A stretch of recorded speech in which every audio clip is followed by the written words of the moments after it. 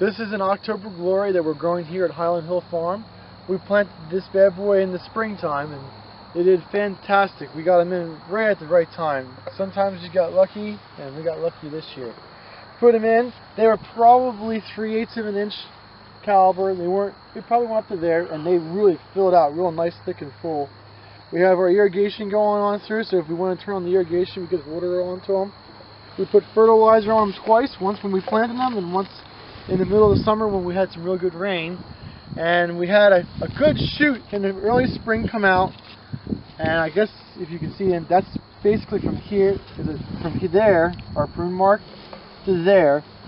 That was in the spring, and then from here to there is a new flush that they made on.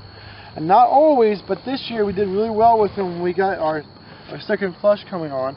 And if we keep on keeping them watered, they'll continue to keep on growing for this year.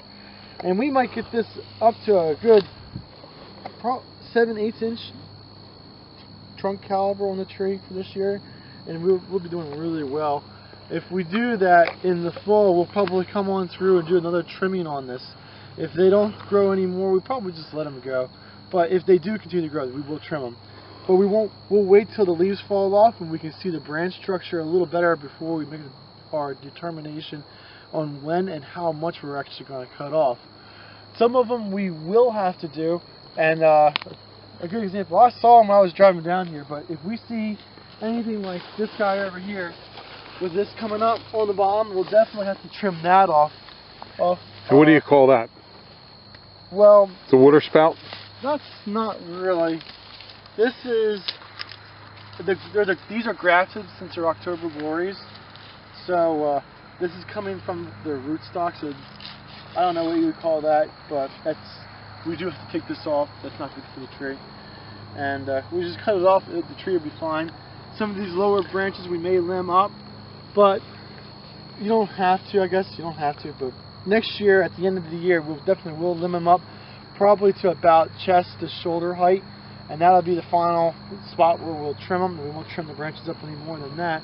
But if this continues to grow out, suppose that this branch right here grows out another 6 inches, then we'll come back and lop it back so it's not like real loose then. It makes it tighter if we do that. But we'll do that over the winter time when we don't have anything else to do. But that's basically it. Like this guy over here, I would probably cut that regardless here, so this branch doesn't get too big. And when we go through and we actually limb it up to there, it won't be too big of an injury for it. So that will be cut, but not, the branch won't be cut, but this will be knocked back so it's not too big of a branching forming on it. You can see this guy over here is kind of the same thing we're worried of. It's a real heavy branch going into it, so we'll probably knock that back so this doesn't grow as thick and as full. And then when we do actually take it off, it won't be a big injury. It'll heal over or grow over, compartmentalize, or whatever you want to call it, without a problem. It won't be a mark on it.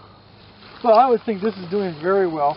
Something like this tree here we'll have to work on a little bit. You can see there's no definite trunk to it at this point, so over the winter time we'll have to figure out how we're going to either cut some branches out or tape it back up so there's one that's definitely strong, but that's something we'll have to work on. That's another thing. That's making a single trunk to the tree, and that's always nice to have. But other than that, they look like a really nice product. How about this tree behind you? What are you going to do with that? Well, that one looks like one of the tapes broke off of it. That probably from a windstorm. We had some windstorms come through here with no rain. So that'll get taped back up? Yeah, that'll be taped back up. That's something we have to do. There's one of them over there that the stake broke off. We'll have to put another stake in. So. All right, well, thank you very much, Mike. And this is Mike's red maple field here on Ferry Road at Highland Hill Farm. And you can reach Michael at 267-446-2376. And he'll answer any questions you have. Or the best of my ability. All right, thank you very much, Mike. Thank you.